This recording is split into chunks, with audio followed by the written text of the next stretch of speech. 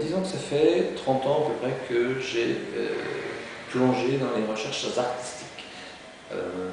Mais en parallèle, comme il faut vivre, je me suis appliqué à être instit pendant 25 ans, responsable qualité dans un hôtel de luxe pendant 12 ans, et ça fait 3 ans que je vole de mes propres ailes et que je vends moi-même mon travail. Voilà. Les premières années, c'était plutôt des recherches dans... J'ai mis au point une technique qui était l'utilisation du ruban adhésif.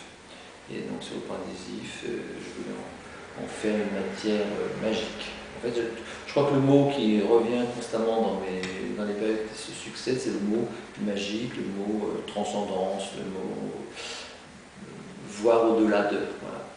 Et il y a aussi une autre expression que j'aime bien utiliser, c'est cacher pour mieux révéler, par exemple. Donc par exemple, le scotch, le ruban adhésif, c'était récupérer des objets de toutes sortes, les emballer, créer une matière autour de l'objet pour le faire disparaître et en même temps redonner vie à un autre objet, une autre forme, un autre volume.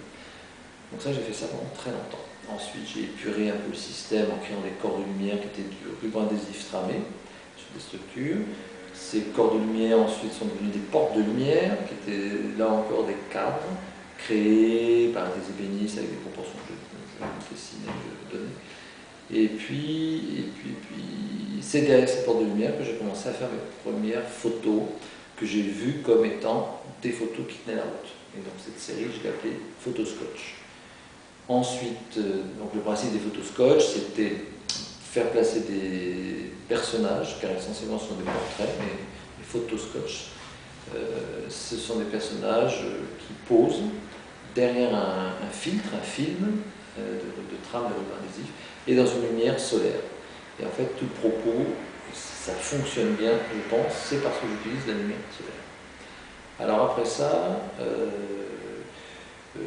je dirais que j'ai, en parallèle, quand j'ai mis au point une technique, la technique Scotch et toutes les autres qui ont suivi, je ne les arrête et je ne les stoppe jamais. À un moment donné, je peux rester 1 an, 2 ans, en utiliser d'autres, en créer d'autres, faire des recherches dans d'autres domaines, mais je ne les stoppe jamais. Il y a toujours un moment donné où je vais reprendre 20 ans après du scotch sur des objets. D'ailleurs, avant le scotch, j'avais aussi utilisé une technique de terre cuite, qui étaient des volumes assez archétypaux de femmes un peu rondes, et c'était des bandelettes qui tournaient autour du volume. Et d'ailleurs, je m'étais rendu compte que les bandelettes de la terre cuite correspondaient ensuite aux bandelettes du ruban adhésif, donc il y avait vraiment toute une continuité, totalement intuitive d'ailleurs, c'est jamais analytique. Et puis, et donc ces techniques, en fait, je les réutilise comme ça constamment. Donc il y a eu les terres cuites, il y a eu le scotch, les photos scotch, et puis j'ai aussi lancé des techniques de monochrome picturaux, enfin un vert, un monochrome vert, un vert fluide. Et de ce vert fluide, j'étais très impressionné il y a 25 ans par la technique de Klein, par l'approche de Klein sur le monochrome bleu, le monochrome du cosmos, on pourrait dire ça comme ça. Et moi, le vert étant l'inverse, c'est-à-dire le monochrome de l'intériorité, du monde aquatique intérieur, etc. Et j'ai exactement, sans vraiment y penser, abordé cette obsession de couvrir avec du verre fluide, exactement comme Klein, c'est trouver des objets, trouver des pans, des plans, les accumuler, créer des stocks d'accumulation d'objets, de panneaux recouverts de cette peinture monochrome que j'appelle le verre fluide. Ça, c'était la peinture verre fluide.